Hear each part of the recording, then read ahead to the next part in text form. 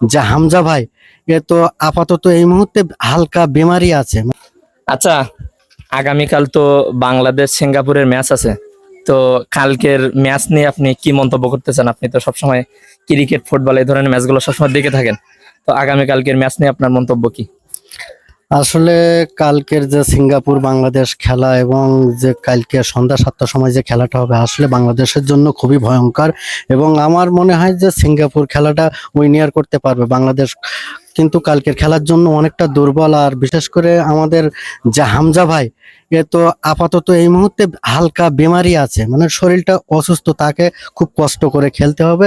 তবে বাকিটা আল্লাহ ভরসা। তবে সিঙ্গাপুর খেলাটা জেতার সম্ভাবনা, জিতবে এটা আশা করা যায়। বাংলাদেশ কালকের জন্য খুবই নার্ভাস। এখন দেখা যাক আল্লাহ পাক কি করে, আল্লাহর উপর ভরসা। এই হলো সবচেয়ে বড় কথা। তো আগামীকালকের আমাদের এলাকার বড় ভাই, উনি সবসময় কিন্তু স্পোর্টস ভক্ত, খেলাধুলা ভক্ত।